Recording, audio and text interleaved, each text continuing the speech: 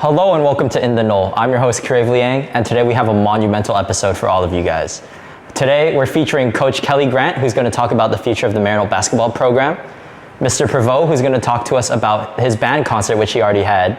But let me introduce you guys to Colt and Mrs. Chong.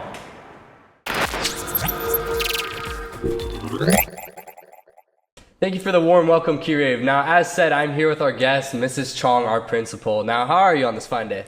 Doing very well. Thank you for inviting me. That's good. Always good to hear. Now, first question I wanted to ask you, how long have you been teaching for? How long was I a teacher? Well, I was a teacher for about 10 years. And then after that year, I wanted to go out into the bigger community. So I went back to school to get my master's degree because I wanted to go into administration. So I've been an administrator in my 13th year. 13? Yes. More than I was a teacher. Well, yes. Combine those, that's 23. That's more than I've been alive. That's it. Now, we saw previously you were a Lancer, so... That's true. Why did you switch to Maryknoll? You know, I have a passion for Catholic schools. And yes, I was very fortunate that I was able to work at my alma mater at Sacred Arts Academy. But when the opportunity came for me to, again, have even a bigger leadership role, I took it because I think just like the Spartans or like students at Maryknoll, it's lifelong learning. So whenever you have the opportunity to serve the bigger community, go for it. And so here I am. Always. Now, I know you love Sacred Heart so much, the alma mater, but what's your favorite thing about Maryknoll? You know, I just want to make sure that everyone is clear that I love school spirit. I love school spirit. So yes, again, I am a graduate of Sacred Arts Academy, but when I came here and when I did that thing that first day when I was like, Spartans, that's just because I love to see young people, young upcoming adults, love their school, love the environment that they're in. And you know, all Catholic schools are pretty consistent that we are people of faith. We stick to our mission. And I am very happy that the Spartan community has been very kind to me.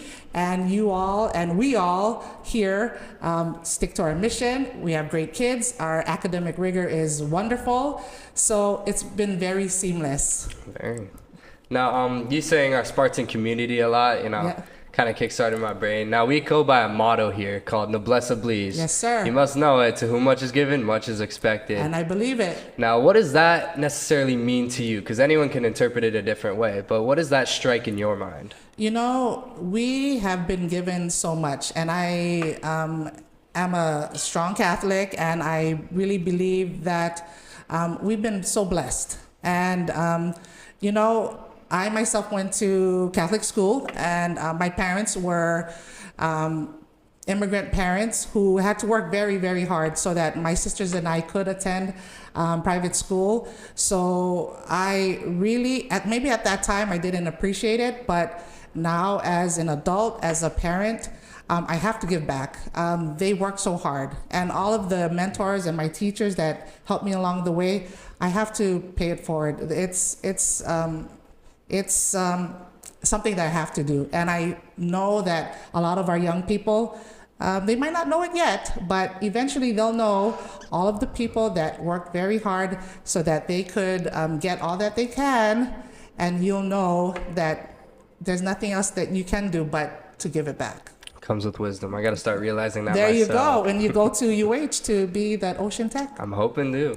Now, on top of that, regardless of any grade level or age level, what's one piece of advice that you would give to any of the students, seeing as how you persevered and went through so much? Oh, I appreciate that. I just want them to know that they have so many people that support them. And I know a lot of teenagers are in that stage where they feel like, maybe my parents are not as cool, or like, oh, I don't really want to be around them.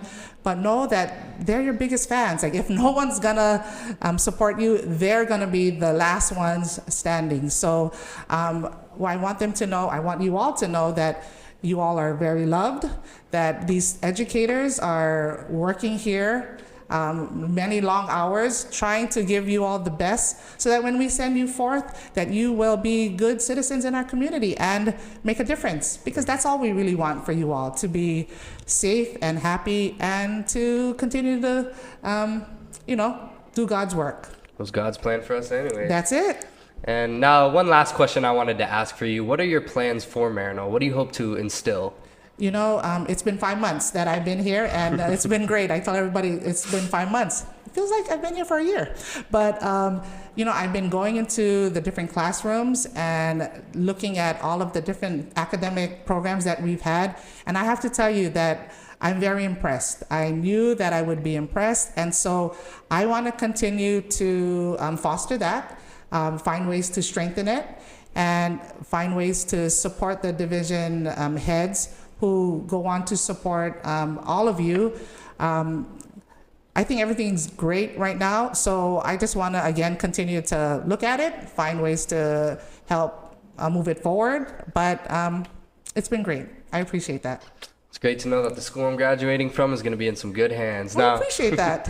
I want to thank you for coming here today, and thank you to all our viewers. Stay sweet. Go Spartans.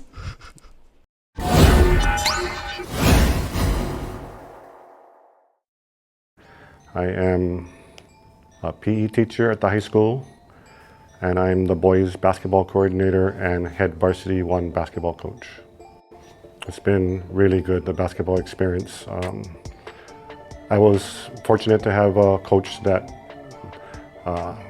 taught me a lot of things about life, about basketball, and I wanted to re-give to Maryknoll students here. It's been a good experience. I'm excited. This basketball season, we have a lot of talent. We're big, we're strong. We just need to put it together. I don't care how talented you are, if the team is not playing together, you're not going to win. But I'm excited because we have all the pieces to win. This is definitely my biggest team. That's one thing that's different. So every year I have an approach based on my personnel. So we are looking at how we can utilize our bigs to win games. The worst moment has always been when one of my student athletes makes a choice that is not a good choice, because it's all about life choices, making good decisions. So whenever I find out that one of my students, one of my players does something that we don't teach and preach, it's heartbreaking. As far as highlights, obvious winning the state championships, the back-to-back in 2019, 2020. But it's also exciting for me when I find out that my former players graduate from college, start a family, have kids. I'm actually having a kid come through the program right now that I coached the dad here back in the early 90s. So that's kind of exciting. But just seeing that there's success with some of the boys that become men and start a family and stuff. Talk about it. Let the team talk, coaches talk. Definitely make adjustments. But the biggest thing is making sure there's communication. Because if the team doesn't really know what's going on, and if the coaches don't communicate that, then there's going to be continued problems. So communication is the biggest thing.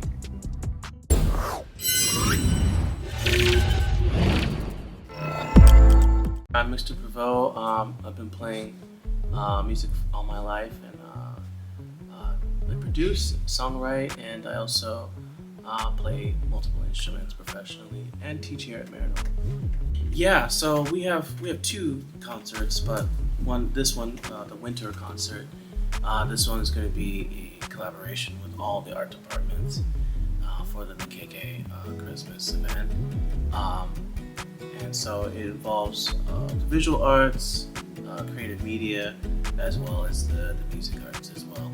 And then also, for added bonus, we're going to be also adding in choral arts, because there's going to be like singers, they're doing carols and stuff like that. So we're bringing all those elements together. What do I enjoy most about the winter concert? It's always seeing, it's so much different because of the season, how people kind of, how festive they get. Oftentimes they wear like reindeer antlers, Santa hats, and Christmas ties, and all that kind of stuff. And then sometimes they'll decorate their instruments as well. So putting like a wreath on their trombone and stuff like that, lights. I've seen all kinds of cool combinations over the years, so that's always really interesting. How do I choose the music for the concert? It's a great question. I choose it 99% of the time. I do have some students, especially on the high school side, in jazz band, that pretty aggressive about, oh, I was listening to this, let's try this one out sometime. And I always give that a listen, and more times than not, I will incorporate that. But for the most part, I pick it based off of what I have personnel-wise and their skill level. What do I have for the future of the Maryknoll band program? It would be being able to take what we do in abroad. But the main thing is to have different ensembles, right? So what I mean by that is we have our jazz band, we have a concert band, but I think it'd be super awesome to have, like, let's say, like a string ensemble, right? Like a small orchestra or a big orchestra, right? And so I think having violins and cellos and instruments like that are not as common, I think that would be super amazing. And that's something that I would really like to expand, have symphonic orchestra, as well as the concert and jazz bands. That's it, folks. Thanks for tuning in to In the Knoll. I'm your host, Carol Chong. It's been a pleasure. Thank you. Signing out. Peace.